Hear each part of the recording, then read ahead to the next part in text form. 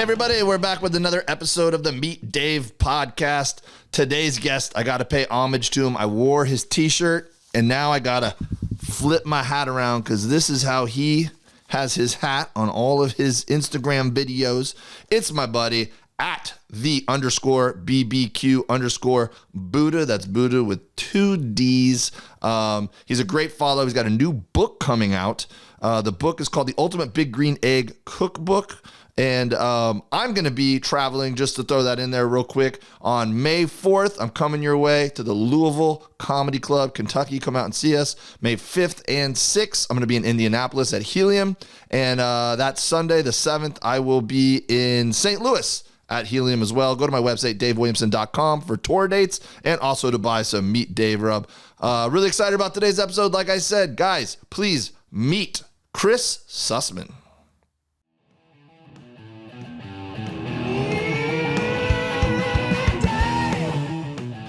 Very excited for today's episode. I love when I get to have my buddies on, and this is no exception. We became fast friends at the Big Green Egg Festival in Ohio.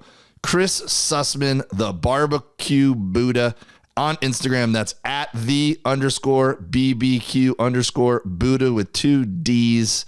The man himself. Chris, what's up, buddy? How's it going? I can't hear him again.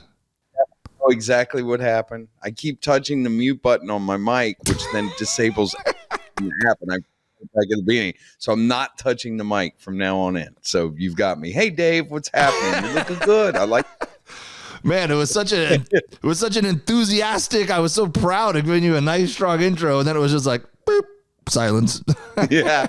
It's technical difficulties. Luis will probably be the best producer ever and edit all this out so it looks seamless. So we'll start again. Dave, thanks for having me on. What an awesome intro. I feel very pumped to be on your show. Take 2 was perfect. It's good to see you, buddy. I killed it. Hey, it's good to see you, my man. I made sure to wear my BBQ Buddha t-shirt today.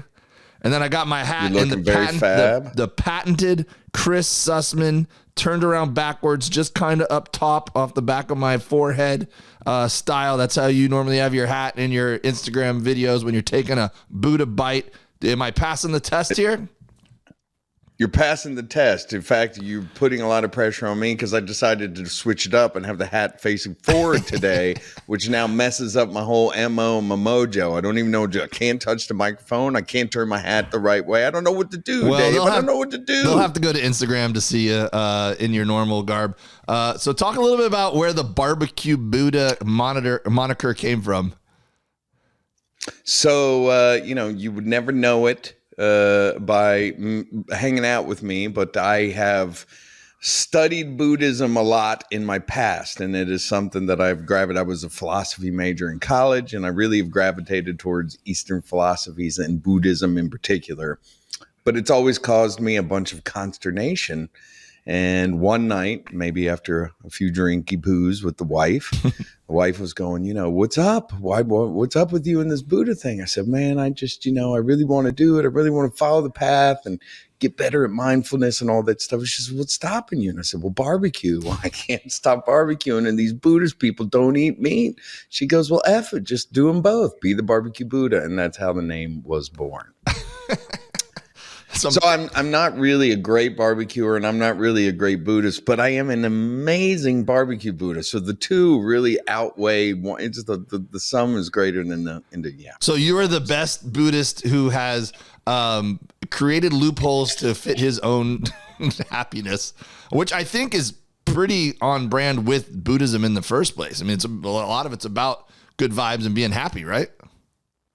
It's Buddhism is about letting things go, being at peace with the way that things are, being mindful of your surroundings, and generally not being attached to things, because the form of attachment is what causes suffering. So I try to let all that stuff go and take the people with me on a path to barbecue nirvana. I like it. I'm on board for this loophole. Like if you got to find, in this day and age, if you can't find loopholes, it's going to be a tough road. It's a tough life, so to speak. Yeah. 100%. So like I said, I met you at the Big Green Egg Festival, the Egg Fest in, where were we? Columbus, Ohio. And it was Columbus, Ohio. It was a blast. It was this cool location that was like in the middle of nowhere, pretty much. But they have this really cool stadium, and then they utilize the stadium to set up a whole Big Green Egg world, and a bunch of people came in and were competition cooking, and we were there as not necessarily competitors, but we were there as people to help the festival bring value to the people that were there. You were giving all kinds of cool seminars and cooking demonstrations. I was walking around just being an idiot, and I did some jokes before they awarded the trophies. And you were like, "Hey man, I heard you're buddies with my friend Mel and this guy and that guy. We had a lot of mutual friends." You're like, "Come hop in the demonstration." So you were cooking tomahawks, I think, from Snake River Farms, right? And I popped in, and we had some fun cooking for everybody. And I will say, when I walked around and were polling the people that came to eat the food, I said, "What was the favorite thing you had today?" And they go, "Honestly, the best thing were those tomahawk steaks at the demonstration. Those were fire." That's why I can't go and compete at those things. It's just not fair to everybody else. I've got to come You're so in and polite. yeah. No, it's great to have a sponsor like Snake River Farms. They're America's premier Wagyu company. So they're always really gracious, hooking me up with lots of good stuff to cook for the fine folks of Ohio and all the egg fests that I do around the country. So that was a lot of fun. I think what we did at first was I was with Chris Capel from Dizzy Pig Barbecue, and the two of us were going to do a pit master roundtable. And the more I got to know about you that day and leading up to that day, I was like, well, Dave could cook and he's a pit master. So we got you in there, and I thought it was a lot of fun having each of our perspectives and how we handle cooks and the inevitable things that come up during a cook, and how we approach it. We all had our individual way of doing it. I think the audience got a lot out of hearing us talk about it. So it was a fun day. Are you doing it again this year? I don't know. I haven't talked to anyone about it. When is it? I think it's July 29th this year. They reached out to me last week, so we're trying to figure out how to put that all together again. Get the band back together again. Yeah, I don't have to look at my calendar to see if I'm open that week or not. I'm starting to fill up my Q3 and Q4, but it was a blast. I certainly would be open to trying. Have you ever? Well, if we don't do that, we got to find a way to cook together again, or. Yeah, I'd love to do that. I know last time I was in Tampa, which is your home base, our paths did not cross. You were busy and I was doing shows, and I was bummed. But yeah, we definitely need to do that. We need to get together and smoke some cigars and drink some whiskey and cook some food. Have you ever been like a competition guy? Have you ever entered competitions or been into that? A little bit. The guy, Chris Capel, that I mentioned before with Dizzy Pig Barbecue, I'm originally from Northern Virginia. That's where I grew up, and I started my barbecue journey. When I started cooking on Big Green Eggs, I met Chris Capel. He's a local business owner and Big Green Egger in the Northern Virginia area. Long story short, we started cooking together, and he was very gracious. He started having me come with his competition barbecue team before. He doesn't do that anymore. This was like 2015, 2016. And so I have done some competitive barbecue cooking with him and have been a fly on the wall. And to be honest, that's why I don't compete at barbecue. I realized early on in this journey for me that competition wasn't my cup of tea. I like the atmosphere. I like the party atmosphere. I like the festival atmosphere. I like all the people there and all the products. But the things that you have to do to your barbecue that you don't normally do in your backyard was kind of off-putting to me. So I didn't like the aspect of competitive barbecue. Boo. Yeah. Those dudes at the Big Green Egg Festival too, man, they were tired. they start cooking the night before and they're out there all night. I mean, it is a sacrifice. And then we show up the next morning I stayed up with Chris from Neanderthal Fire Company. I was staying with him, and we stayed up late drinking whiskeys, but I had plenty of time to sleep it off in the morning. I grab a breakfast burrito and show up and be like, "Hey guys, food looks good." And they're like, "We haven't slept in 9 hours." Like, Also, we could win this little plastic golf trophy. Yeah. I recently won. Bragging rights are serious at those things. Yeah. I recently, the only actual competition I've ever personally entered, I've hopped on and been around and hung out with other teams, but I've never actually entered something myself. I entered the El Segundo Dads Club Meat Fest recently, and I was like, I cannot lose my neighborhood barbecue competition. So I decided I did beef ribs, and then my kid had a water polo tournament, so I didn't have a lot of time. And I was like, dude, I got to knock this out of the park, and I didn't want to just show up with meat. So I called my buddy Bart's Barbecue, and I said, hey man, can I borrow your taco, your griddle? Because I don't have a griddle. And he's like, oh man, totally. He's like, I also just have, I have a bunch of extra stuff from a gig that got canceled. He's like, do you want me to help you do taco? I'm like, dude, totally. So we roll up there. We waited till they just put it out and they were already starting to eat and judge. And then we roll in with the griddle and we did beef rib tacos, right? And they were with some homemade salsa and everything. It was insane how good these were. And on the thread, the Dad Club thread, it said, the professional barbecue guy just showed up with an assistant who's a professional barbecue guy. We are all screwed. And we took first place. We took first place. Good. I thought for somehow that was ending up in a different place, thus the punchline. But I'm glad you took home the hardware. Well deserved. No, I think it was undeniable. I think if I just showed up with the beef ribs, I would have won, to be honest with you. But I think the presentation of making tacos fresh and giving them to everyone, it was pretty hard. It was pretty hard to... You can't turn that down. Yeah. So you talked a little bit about your barbecue. Had your kid... Go ahead. Sorry. The hardest thing about doing these podcasts is staring at the camera. Yeah. So when people watch this, it looks like I'm looking at them, but you're down here in my monitor and I can't see you. So I can't read your body language. So I will wait patiently. Okay. Yeah. I'm pinching my nipples right now. That's my body language. Yeah, I always forget to look up at my monitor because I have a camera up here and then the screen where I see you down here, and I start talking to you, and then I forget I should look up at the camera. So, I'm pretty bad at all that. I was gonna say you made a reference to your barbecue journey. Tell me a little bit about your barbecue journey, where you started, and to where you are now. Which is, I'll tell you where you are right now. You're an author that is worth everyone checking out your books. And you're also a very great follow on Instagram. Oh, thank you. Kind words. Yeah, my first book, The 4 Fundamentals of Smoking, came out in April 2021 and did so well that the publisher put me right back to work. And I spent most of last year writing the second book, which comes out this April, next month. Or, well, I don't know when this will be. So April 25th, 2023.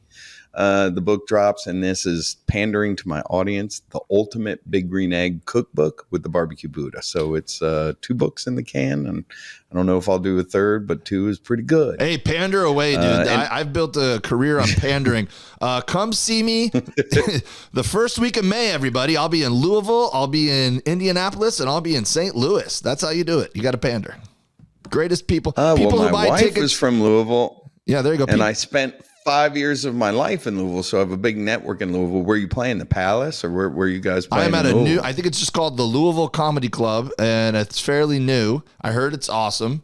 And anyone who buys tickets to come see me are the greatest people on earth. See, that's how you pander. Well, let me tell you this. I'm going to pander for you, with you. I have a lot of barbecue people in Louisville that would love to come and see you and support. So make sure that after we record today's episode to get me all those details, and I'll spread the word to all my Louisville people and rally people around Meet Dave and his ultimate comedy show. Love that, man. I've been trying to figure out more and more ways to incorporate my comedy world and my barbecue world together. So some places they've used my rub, my Meet Dave all-purpose seasoning, and they've made like spicy margaritas and they put the rub on the rim. Other places, like when I was in Tampa, my buddy Barbacoa Boys came out with their big 1,000-gallon smoker, and we just cooked a bunch of food. Heights Meat Market donated some proteins, and we just cooked. We did a free tailgate for anyone who came early. And I had an 8 o'clock show, and people showed up at 5 p.m. to drink beers and have barbecue with us. It was a blast. Well, I was bummed that I missed that. So also the next time you're in Tampa, please let me know well in advance, and I will circle the wagons for support. Come out there and cook with you, hype it up on the socials, and then be there front and center watching you bring the house down. Hell yeah. So let's talk about the books a little bit. We'll get to your new book coming out, but tell me a little bit about the first book, The 4 Fundamentals of Smoking. So the first book came, in as I've been teaching classes in Louisville. I was very active. I held a barbecue school at my house. I would teach classes once a month there, and then I went to local cooking schools that did all of that. So, and then of course at Egg Fest around the country. So in all my travels, I've been keeping notes on things that I've been learning when cooking and learning about smoking.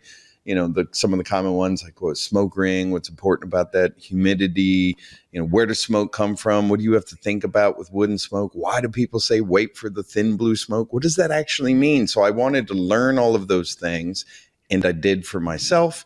And I found an easy way to distill those into 4 fundamentals. And so the first book that I wrote that came out in April 2021, the first half is narrative, where I talk about these 4 fundamentals, and then the rest is recipes. And what I think is important about this book to every novice or beginner backyard barbecuer is to answer some of these variables that were always head scratchers for me.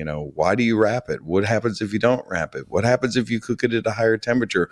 All of these things that I didn't know why. I was just being told to do these things. So now I explained why. So when people cook these recipes or come up with their own recipes, they understand these variables and they're not held by them. They've mastered them. Nice. So what are the 4 fundamentals? So it's been a while since quizzing you.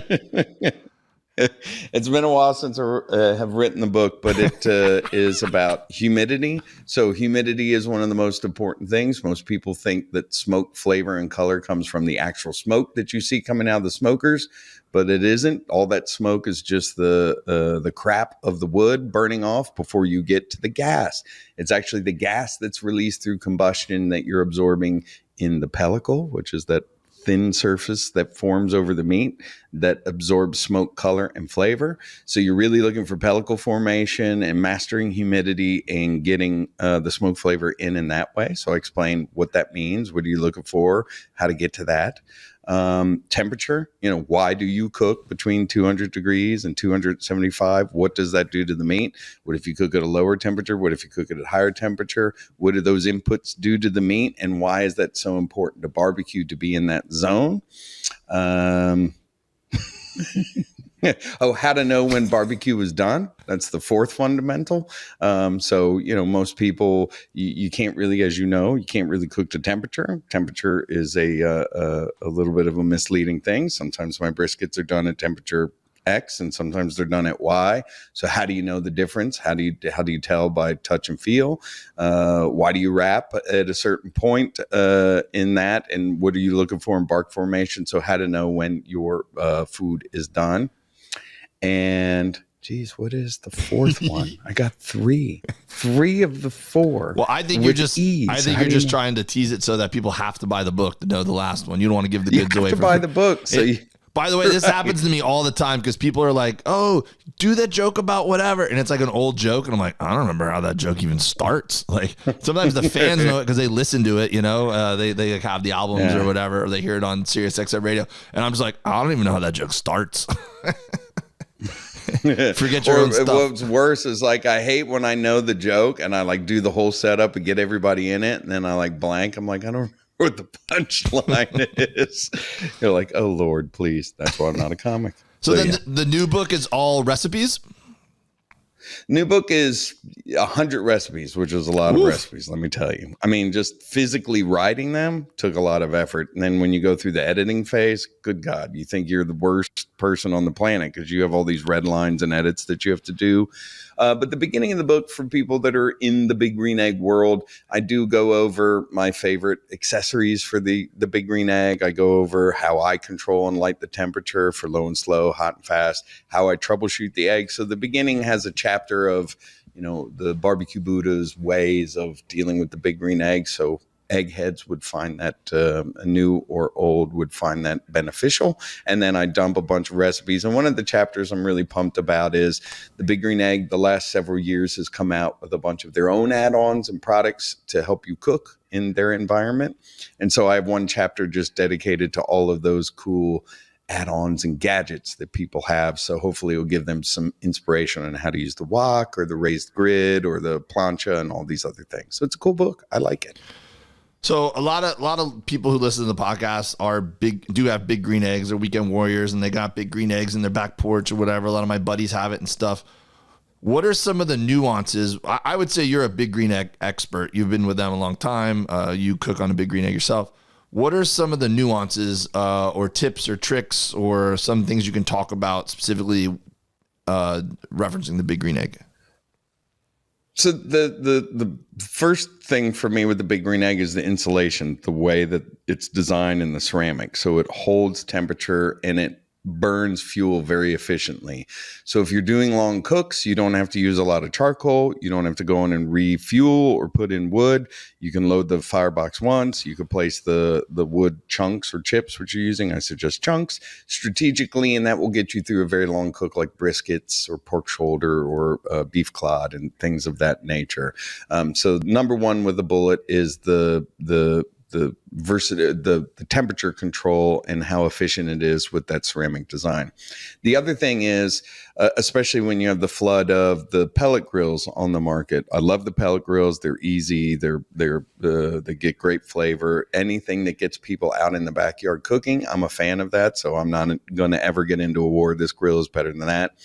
But one of the advantages the big green egg does have is you can go very easily from low and slow to hot and fast. So I could, when you're reverse searing or you're cooking something at a very low temperature, and you could do that, you can go from 250 degrees to 600 degrees on drop of a dime. So it's one egg, one grill, one environment, which is really great when you're cooking a lot of different things like I do. And then finally, just the versatility of all the add-ons and either third-party add-ons or the stuff that Big Green Egg puts out themselves that I find really helps the cooking environment and helps inspire me as a cook to get creative using these things inside, taking advantage of both the vertical space and the horizontal space, which is fantastic.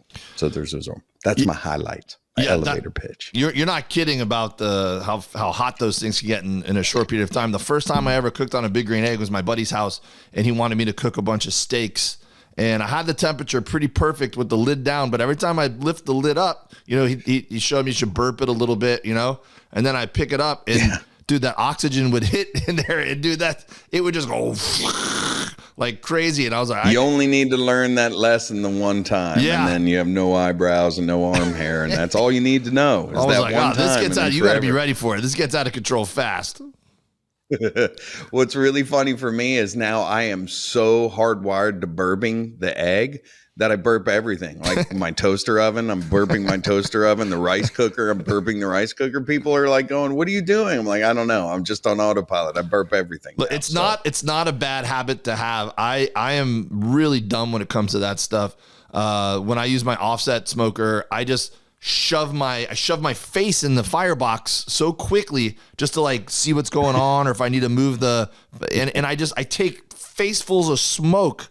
And I just got a new pizza oven from a company called Forno Piombo, and I had to spend 4 days curing it, and I kept just shoving my face in there to like move the logs around and whatever. And I went to go do a gig that weekend, and I couldn't breathe. And I realized it's because I'd been sucking in smoke for 4 days in a row. And I'm just such a dummy with it, man. There's definitely a way to be like more careful, and I'm not that smart. Yeah, I'm concerned that we are the tip of the spear of the generation that has taken in too much smoke inhalation from cooking. That is going to be a new stat to all this stuff. We're going to have all these weird diseases and things here shortly from being over the smoker that the generations before us just didn't have to contend with. Yeah, totally. Not to sound not the worst way to go. So different generations are known for abusing themselves in different ways. It's like LSD, and then the 80s, everyone was doing coke, and then our generation is just carcinogens just hitting me in the face, bro. Right. Yeah, I've got too much brisket smoke and fat in my lungs. Kind of lamer and cooler at the same time. Yeah, there you go. So talk a little bit about your social media and how that's taken, because we're really in a little bit of a barbecue influencer renaissance right now, and everyone's figured out their style and how they like to put recipes up, and everyone's got their own catchphrase, which I'll let you do yours. But talk a little bit about that. All right, people. So it's interesting. I've been, I guess I'm considered one of the OGs. I've been doing this for a long time. I've been doing this for so long that I was on social media when it was actually still social. And for most people that don't follow social media closely, the big pivot came 2 or 3 years ago when TikTok came out, and that algorithm, everybody hears that it's big news right now. The CEO from TikTok is presenting before Congress. It's, all over the world news. But the thing that TikTok did that substantially changed the game of social media, and particularly in our world of food influencing, barbecue influencing, is it took it away from being a social media app or a social app, meaning in order for me to find you or you to find me, we have somebody in our network in common. So my friends' friends and their friends. And then if their friends like barbecue, then you find it through their network. And that's how you built a following and a growing. It was very community based. Now it's interest based. So if I'm on the app and it notices that I'm looking at French bulldogs, then my feed is going to start getting filled with French bulldogs. And so the app then starts to expose a lot more people and interest based outside of their normal social network to a larger audience. And that's why you're seeing these rapid growth patterns with new influencers, and it's just changed the game. So for me, that's been a challenge, because right when all of that change was happening, I was writing these 2 books, which is very old media and old school. And so I wasn't able to do all of this, new stuff in the new TikTok style. So now I'm trying to figure that out. And as you said, right at the same time, where it used to be, there's like a handful of us doing this stuff. Now there's hundreds of people out there doing specific niched down channels like barbecue. So it's a very competitive space, but luckily everybody gets along, shares tips and secrets. And it's, as you know, because you're part of it, everybody's very supportive of one another and their own unique style. So it's pretty cool, though it changes rapidly. It's true, man. There's just like any community, there's certainly some jealousy and some smack talking behind people's back. But for the most part, man, the barbecue community is very supportive of each other. And what's cooler is, I think that's a new thing, because I think back in the day, everyone was really protective of their secret recipe and their method of doing stuff. They didn't want anyone to know. And now everyone realized, like, it doesn't matter if everyone knows. My food's still going to be coveted, and people are still going to come. It's not going to be any skin off my back. It seems to be everyone's pretty open to just sharing their information. It really is. And you see that in the barbecue competition circuit too.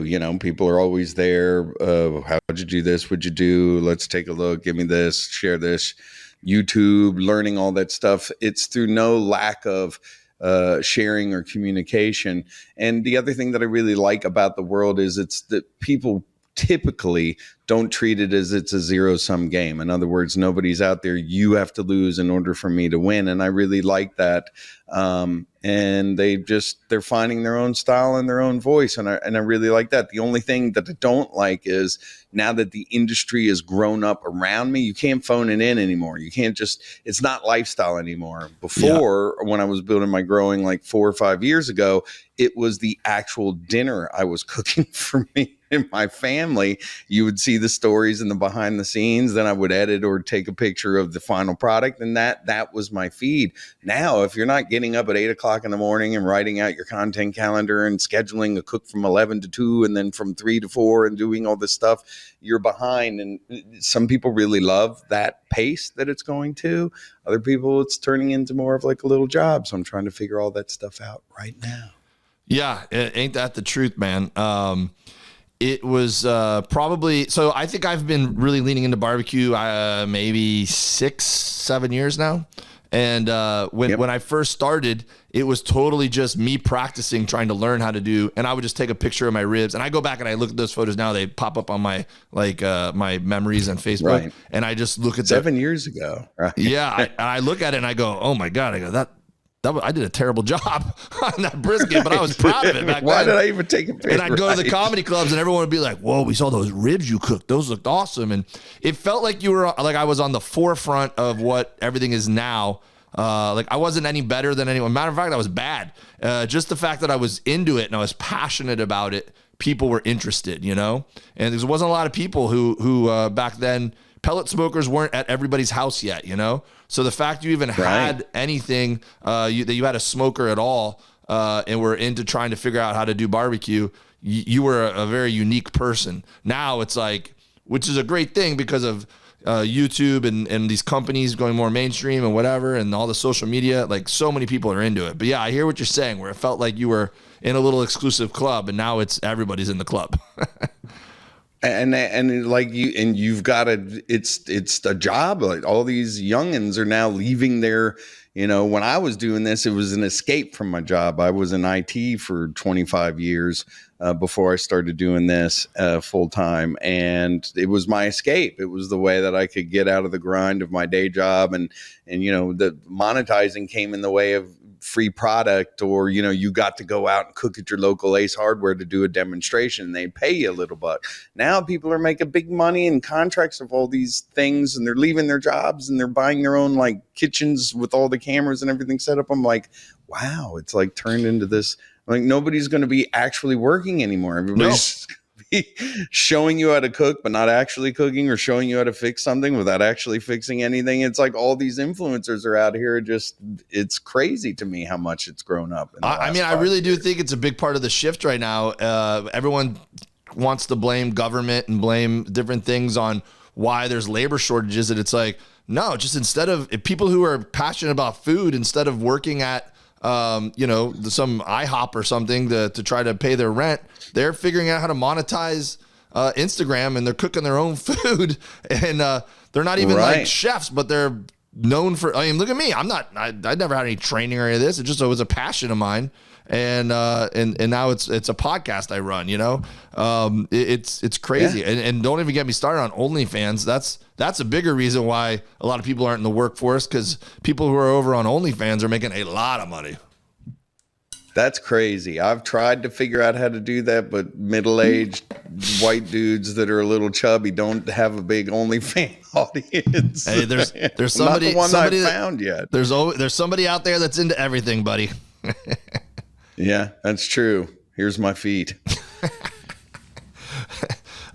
That's what, when I first got on TikTok, when TikTok first became a thing, I grabbed the handle Meet Dave, and that's what I was trying to do, because I didn't know how to use TikTok yet. So I was just doing barbecue videos, like not even like something edited together. I was just taking like me slicing beef ribs, and I was putting like sexy R&B over it as the music. So I was like, let me see if this niche takes off. It was just like a brisket, and I'm like flopping it, and it was just like let's get it on, or like, you know, things like that. Right, yeah.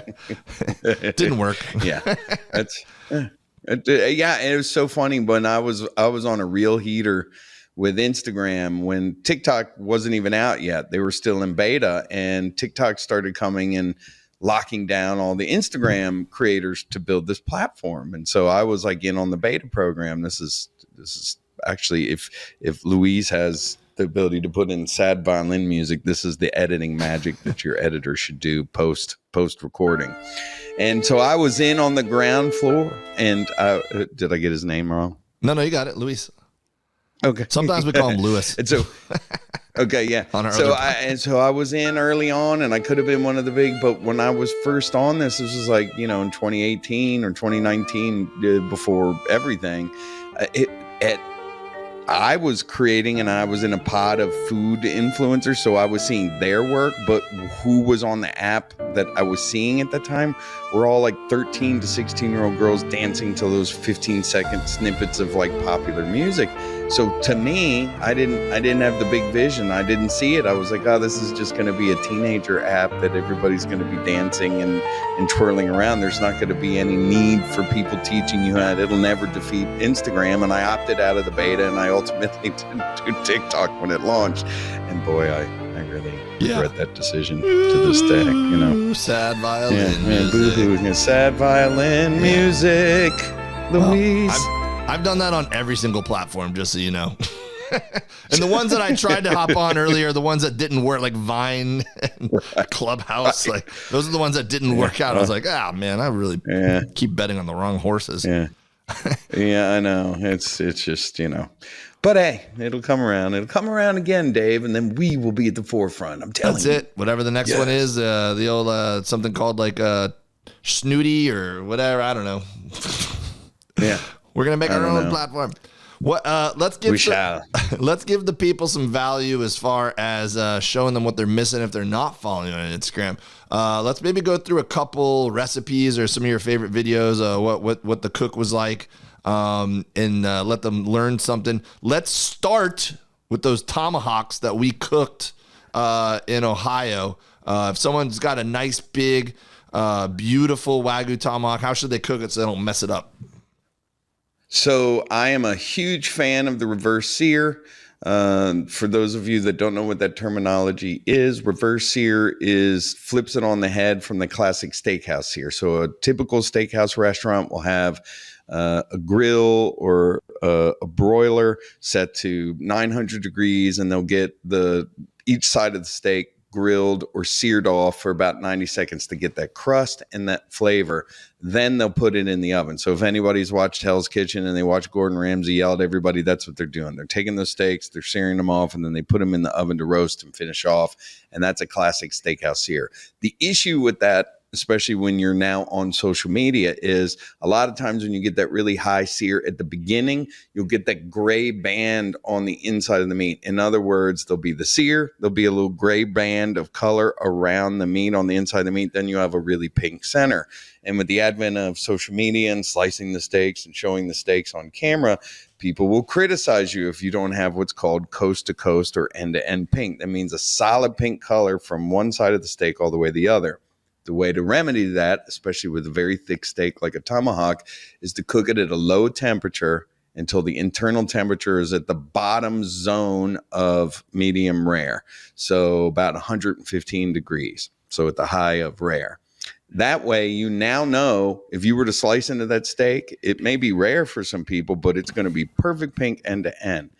And then you take that steak after it's been cooked to 115 degrees and sear it off on the grill, either direct over the grate to get the grill marks on a cast iron, however you're going to sear it off, and then serve it that way. And you will typically get coast to coast pink internally, perfect medium rare flavor or temperature, amazing flavor with the crust. It'll be a beautiful steak. So that's how I would do those tomahawks. Yeah, and those steaks were no joke. And then you got to let them rest, at least for a beat, and then chop them up. Do you just go right into it and like to go across the grain and chop them up, or do you like to remove the little decal and break them up into different pieces and then chop and then slice them? Yeah, if I'm doing it for a class or a video, I'll take off, I'll cut between the decal, and then on a tomahawk, on any ribeye, you've got two muscles, the latimus dorsi and the longimus dorsi, and or the longimus dorsi and the spinalis dorsi. The longimus is the muscle in the middle that's actually the ribeye, and then the band of fat around that, and then there's the band of meat on the outside. That's the spinalis dorsi, and that is the ribeye cap, and that's a very coveted bite. So usually you want to separate that and show your skill and technique. If I'm just cooking for home and people are, making tacos or just eating at home, I'll just slice it up and leave both intact. Sorry, I was zoned out listening to that. Woof. Yeah, when you start using Latin words on a podcast, that's when all of the dials of the radio or the internet are clicking on right now, turning it up. They're listening to the Latin. Yeah, there's your OnlyFans right there. I got aroused. Longimus dorsi. Take the spinalis. All right, let's show people. Let's put on a demonstration here on how you do a social media clip. So we're gonna do this, and we're gonna do it in a minute or less. Okay. Okay, I got it. All right, here we go. My buddy, Chris Sussman, the BBQ Buddha. What is your favorite recipe from your new book, The Ultimate Big Green Egg Cookbook? My favorite recipe is a recipe from my mother-in-law. Is she would repurpose sloppy Joe mix and put it in a biscuit cup and put a barbecue sauce on there, and she called it Grand Judy's barbecue cups. Well, I took that and I used pulled pork, 18-hour slow smoked pulled pork with my own homemade barbecue sauce and biscuits with cheese on top. It's really good. Man, did you really love your wife, or were you just marrying her for the recipes? I can't say that on a show that will air publicly. There you go. A little bit of both. That's how you do it. Yeah. Is that your current wife? That's the current wife. Okay. The first one doesn't get much mention. Okay, I just want to make sure. There is some getting you in influence trouble. from the first wife. No, there is some influence from the first wife because we have 2 children together, and so of course they're in a lot of what I do. Okay. You live in Florida now, and I grew up in Florida. I'm a Florida boy. How much does living in Florida there on the West Coast influence your culinary direction? I know there's like when we were at the Big Green Egg Festival, one of the dudes brought a gator with him and did a gator, and that might have been the best thing I ate the whole time there too. It was, the guy knocked it out of the park with that gator, and he said it was do you remember who that was? Which team that was? Yeah, it was a buddy of mine. His handle on Instagram is Polish Q. Oh, that's right. His name Polish is Q. Rich. And he's a great guy. He's been on BGE Team Green for a very long time, very active in the online Instagram Big Green Egg community. And not only was that really good, the gator, but it looked cool too. They had the whole gator in the head and everything at their booth, so they looked really cool. That was a great job. Yeah, it was and good. As far as influence, it's the fresh seafood. I mean, I'm surrounded by amazing seafood. So I love to cook seafood. I love to grill seafood. In fact, I just finished a halibut cook a little bit ago. And so I have found myself cooking with much more local seafood, and then mangoes, oddly enough. Their Florida mangoes are all over, especially at this time of year. So I do a lot of mango salsas and mango sauces with Scotch bonnets, and so good. Man, I miss my avocado tree and my mango tree in Florida so much, man. And my mom will ship me boxes out here to California. She'll ship me boxes of mangoes in California. Mangoes and avocados off her tree. That ain't no that's joke. Awesome. And Everglades seasoning. I used to buy Everglades seasoning from Publix and put that shit on everything. Yeah, there's good. There's a Florida Man seasoning is right above me in Tarpon Springs, and I've done a bunch of egg fests with them. They've got a great line of seasonings, and they're starting to go national. So yeah, there's a lot of good stuff out there from Florida. Heck yeah. All right, buddy. Well, if there's anything else that you think we need to hear about, feel free to shout it out. And I want to leave the people with at least one more recipe. If you can think of something you could walk them through so they could try it at home and then tag us in it, and if they cook it themselves. Absolutely. From the book or just in general? Just in general. Well, let's talk about grilled fish. Go and get yourself a nice fillet of fish. Mahi is really good. Grouper, black grouper specifically, or scamp grouper if you can find it. Today I cooked halibut. It needs to be a firm fish, but swordfish will do, but sometimes it's too steaky and meaty for me. So I like a firm yet flaky fish. So grouper would be great. Halibut, really good. Mahi. Season it directly before. Don't season it too far in advance, because if you season it too far in advance, like you do a steak or a pork or a chicken protein, it'll break down the meat too much and it'll be mushy. So season it right before it hits the grill. Clean your grill surface off nicely and oil it. That's very important so that it doesn't stick to the surface. And then typically for a fillet of fish that's no more than an inch thick, 4 minutes aside, perfect. So 4 minutes one side, 4 minutes the other side. I did a nice compound butter, softened a stick of butter, 3 cloves of garlic, a tablespoon of chopped chives, and then a half a lemon juice in there. Mix that all up with some salt. Put that on the fish as it's resting, and you have an incredible meal in less than 30 minutes off the grill. Dude, that's another thing I really miss from Florida, obviously, is the fresh fish. My family's big boaters. We go out and spearfish grouper and hog snapper and go fishing for amberjacks and tuna and stuff all the time. And this place down the street from me out here in California is a seafood place, but they service restaurants, right? And during the pandemic, the fishermen were out still catching fish, so they still had the supply coming in, but all the restaurants were closed. So they had to pivot, and once a week they would open their garage door and just do a little like farmer's market with all their fresh fish, right? Local fresh fish.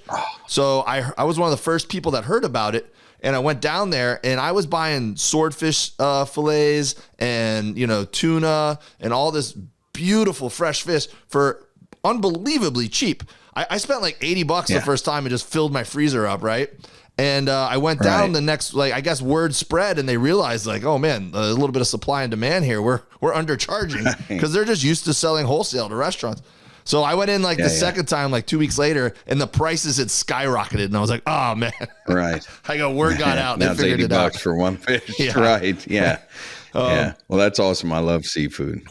The best, dude. Well, I can't wait to get together with you, man. Smoke a cigar, drink some whiskey, and cook together. We're going to make it happen. Send your peeps out to see me in Louisville. I'm going to be there on May, I think it's 4th. It's a Thursday. I think it's May 4th, I want to say. And then everyone can go pre-order your book. It'll be out late April. So we'll maybe time this episode so it comes out right before. And people, please order the Ultimate Big Green Egg Cookbook. And if you don't already have it, go get his previous book, The 4 Fundamentals of Smoking. That's the only way you're going to find out what that 4th fundamental was. I was going to say, I thought you were going to be like comedic and say the 3 fundamentals of smoking. No, I'm in salesman mode. I'll right remember now. as soon as I close this laptop, I'm going to remember that 4th, and I'm going to be like, oh. Nope, I don't even want to give it to everyone now. I want them to go figure it out themselves. And then before 100%. I let you go, man, you got to give them the catchphrase.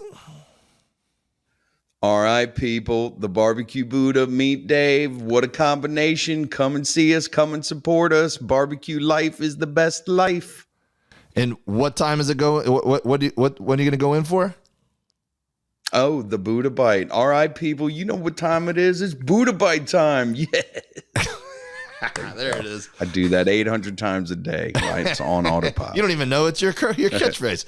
I don't even know. It's my catchphrase. I'm like, which one? I have the beginning catchphrase and the end catchphrase. So yes, the Buddha Bite is the Buddha Bite of life. So yes. Love it. Dave, thanks for having me on. I love you, man. I definitely, when you're in Florida, give me a heads up. I will make it rain support. And then Louisville, I got your back. Just send me a tickler a week before you're there, and I will pump the word out to all my barbecue people there. You're the man, dude. I look forward to it, dude. We'll see you next time. All right, Dave. Thank you very much.